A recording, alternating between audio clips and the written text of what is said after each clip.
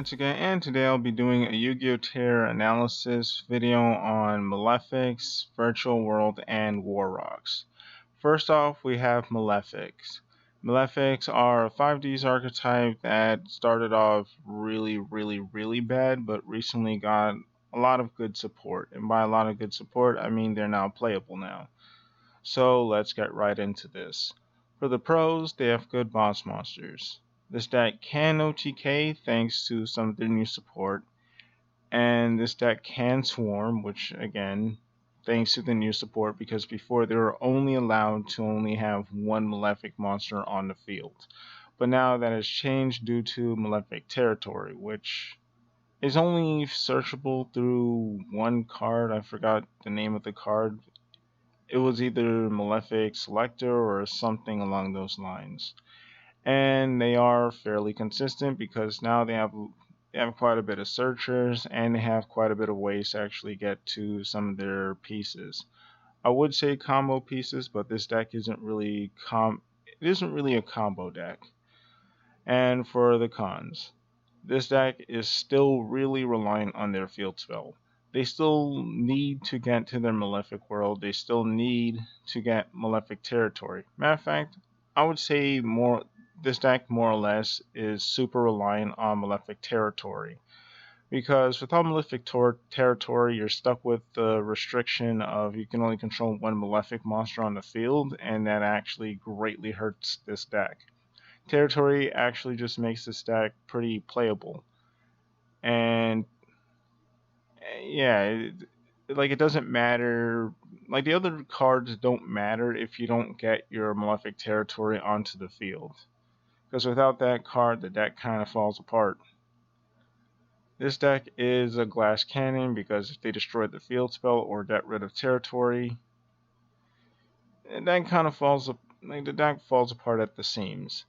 Luckily, territory kind of protects your Malefic world, but it's still very flimsy. Since you could just there's many other ways you can get rid of Malefic world while territory's on the field, and on top of that, if you get rid of territory, your opponent the Malefic player is just forced to actually play very slow, meaning that they can only use one Malefic monster on the field to actually do damage. And you can easily take advantage of that to OTK your opponent or get rid of their board. This deck lacks protection. Yes, territory protects the field spell, and yes, even your Malefic Stardust protects the field spell, but like I mentioned, there's many other ways to out field spells that those cards don't cover. And on top of that, the deck doesn't really have many ways of protecting your monsters or any other cards for that matter. Not that that's too much of a bad thing because Malefics, their main deck monsters are still very big and beefy, but because of that, they feel like a glass cannon, like I said before. Next, they are too simple, and by that I mean they lack versatility. They don't go into many different things. Like you could just throw in a bunch of generic extra deck monsters, and that's just about it. And next and lastly, they can't play through more than one disruption, but that is to be expected since this deck is a glass cannon after all. For power, I'd give this deck a 4 out of 5 because you can put some pretty big monsters onto the board, and due to some of your main deck monsters, along with Malefic territory, you can actually build a board of pretty big monsters and threaten to OTK your opponent and put your opponent on the defense, assuming they don't have any monster removal because this deck doesn't have too much defense, so they could easily get rid of these cards with monster removals. Recovery, I'd give it a 2 out of 5 since just if you top deck Malefic territory, Malefic territory can get you back into the game. You just activate your Malefic world and then you just summon that Malefic monster you have in your hand. Or you can use their search card that allows you to search 2 Malefic cards, as well as that one Malefic gear.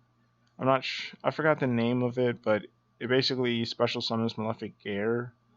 while also adding a Malefic monster from your deck to your hand.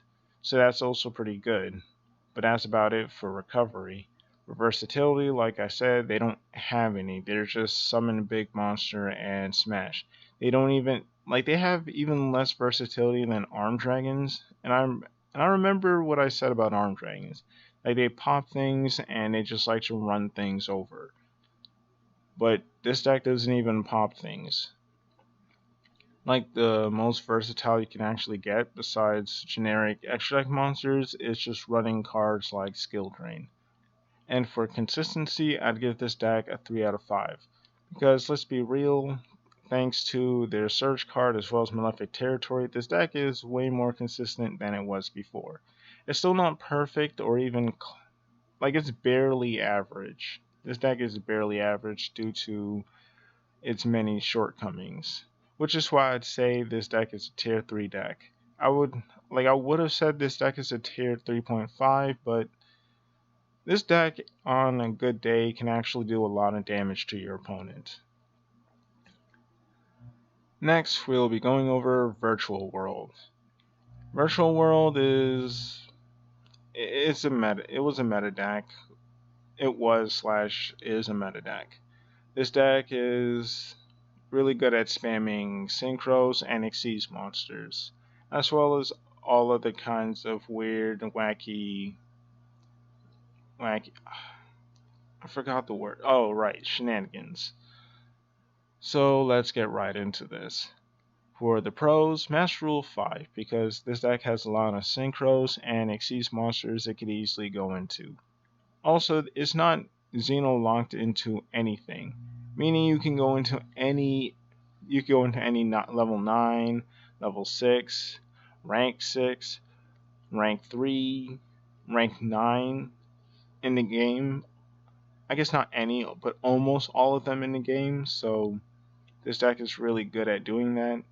Almost every main deck monster is a Salmon Great Gazelle, and we all know how great that card is. This deck has good spells and traps, because even their weakest spell and trap is still a very good spell and trap. This deck is fairly consistent, because like I said, almost every monster is a Gazelle, and that's not to mention the spells and traps can actually get you other cards within the deck. This deck is versatile. Like I mentioned, they have a massive extract pool, as well as the fact that a lot of their monsters do different things. Shen Shen, which is the card I put up here, is basically a macrocosmo that can also summon itself back from the graveyard by banishing 2 certain types of monsters. I don't even think they have to be virtual world monsters. Yeah, they don't even have to be virtual world monsters. As well as a monster that acts almost like Hazy Flame Basilisk, and that card is also pretty good. The problem is it just sucks because it's hard to get out in Hazy Flames. And by that I mean it's hard to get out with protection in Hazy Flames. Next, it's good going first or second because this deck can OTK and they can go first and set up a disruptive board. Because you could bring out your Shen Shen and possibly a number 24 track.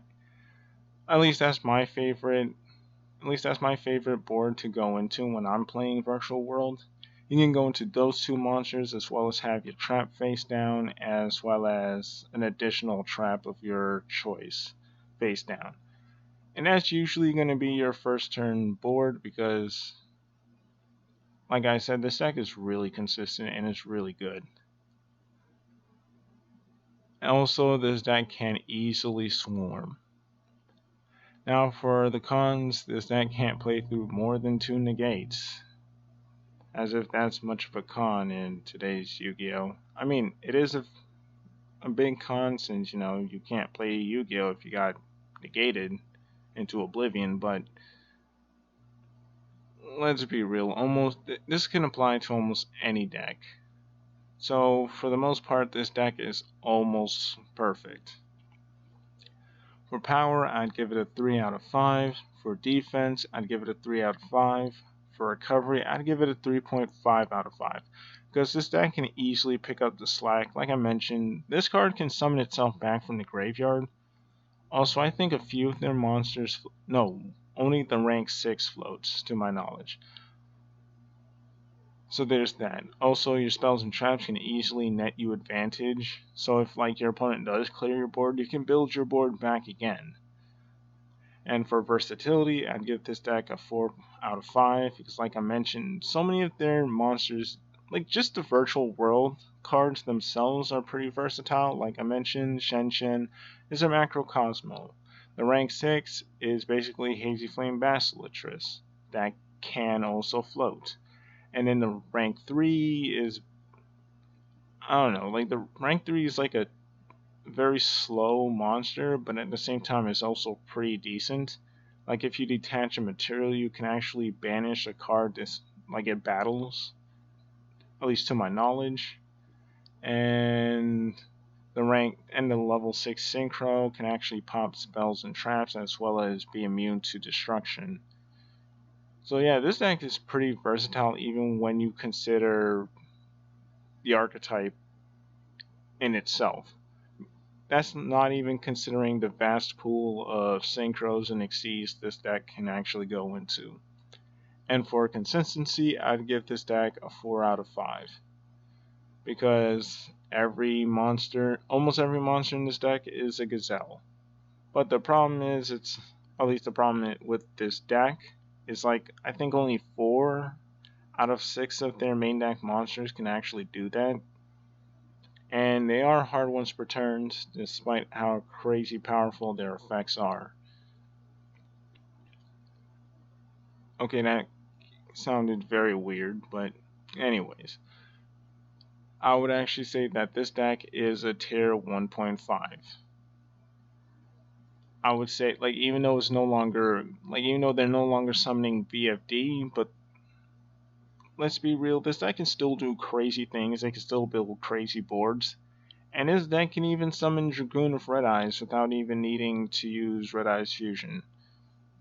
That in itself is pretty nuts. Next and lastly, we have War Rocks.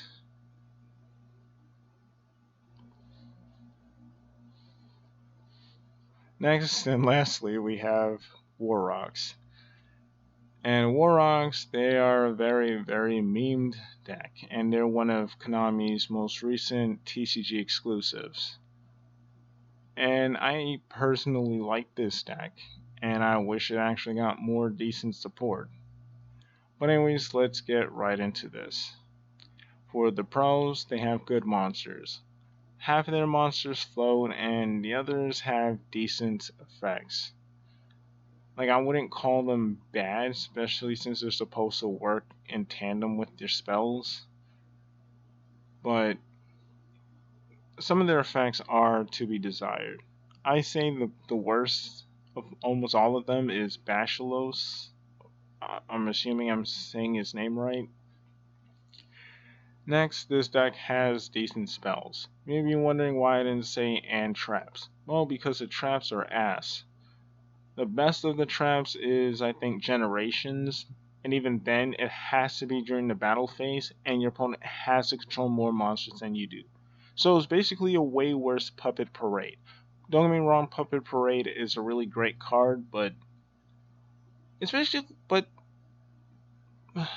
Warrock Generations is just a watered down version of it, which honestly sucks. Because especially if you set it during like your turn and it's your opponent's turn, chances are your opponent's going to get rid of it real quick. Especially since, again, it's tied directly to the battle phase, and you have no idea how much I hate that.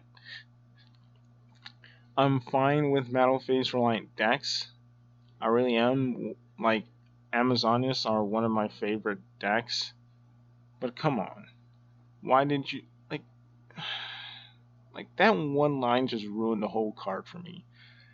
Anyways, before I get stuck on that, let me move on to the next pros.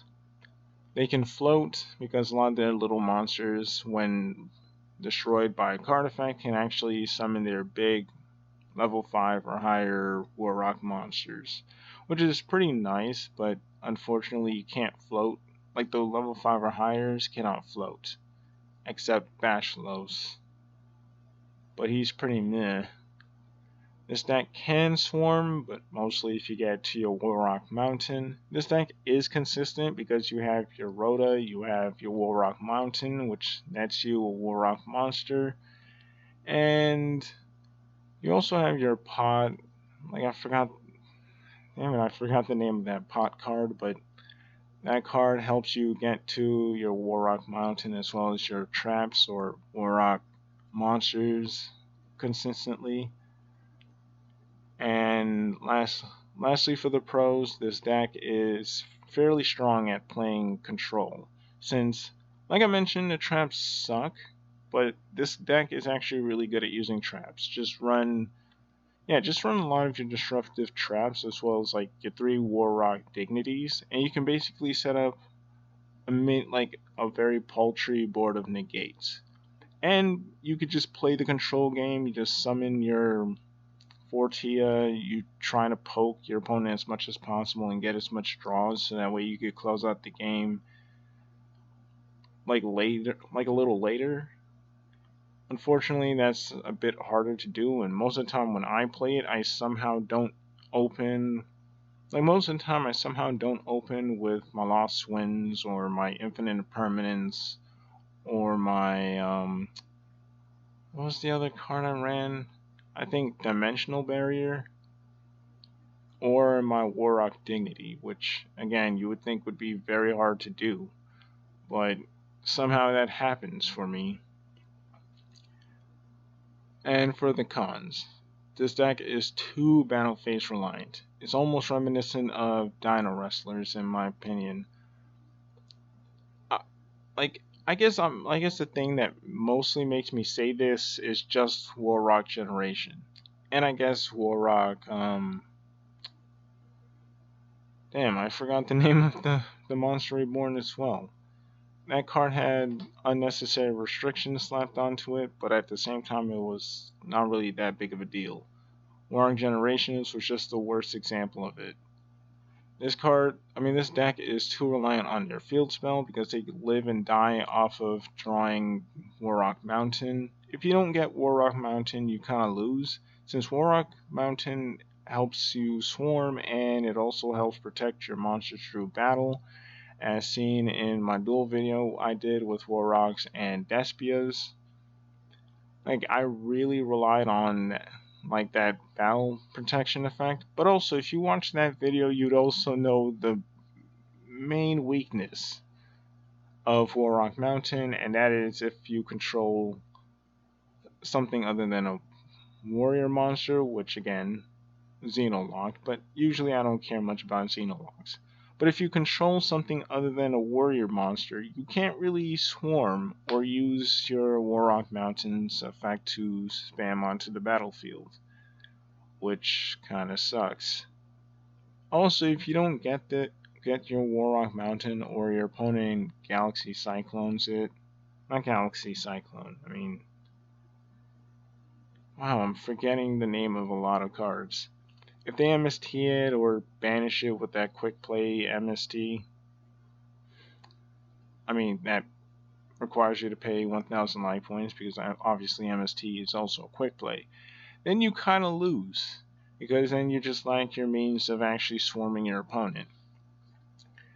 This deck lacks consistent versatility because, yes, their boss monsters have a lot of niche effects that, if you apply in certain situations, can actually help you out greatly. But because, again, this deck is very battle reliant, you have to enter the battle phase first, and usually you want to out things your opponent has so you could even get to the battle phase in the first place. But it's not too bad. It's just very slow. The versatility is very slow and hard to reach sometimes. Also, this deck loses to more than 2 disruptions. Yes, this deck can float if your opponent destroys one of the little monsters, which is pretty nice.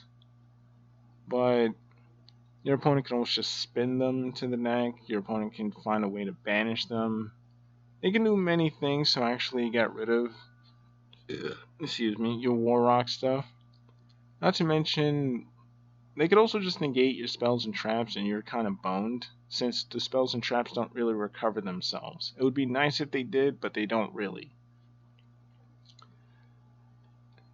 So for power, I give this deck a 3 out of 5. Their monsters are pretty decent, and if you actually do things right, you could actually get some of your monsters up to a really high attack in OTK. This deck has decent defense due to their ability to surge, as well as, ability to float, as well as Warrock Mountain. The deck has decent recovery because if you activate Warrock Mountain, you get a Warrock monster. Hopefully Fortia. Attack with Fortia. Use your mountain to protect Fortia. Fortia nets you another card. There is some levels of recovery, but it's just not that great. For versatility, like I mentioned, the versatility is sort of there. It's just very slow. And for consistency, I'd give this deck a 3.5 out of 5 since you have your 3 mountains, you have your Rhoda, you have your Fortias, and you have your pot, so you can actually sift through your deck, especially since you don't really use your extra deck all that much in War Rock, so you don't really care if you banish most of your extra deck, so you could go through your deck. So that's also pretty nice. So that's why I'd give this deck a 3.5 out of 5 in consistency. And I would say that this deck is a tier 3 deck. It's not as bad as a lot of people want to make it out to be, and this deck still has a lot of potential to be very, very good. But it's not good enough to compete against tier 2 decks or tier 1 decks, so that's why I'm saying that this deck is a tier 3 deck. You can bring it to your locals and have fun with it, but you can't really do too much more with that. But anyways, it's been me, your boy Blue Getsuga, and I'm out.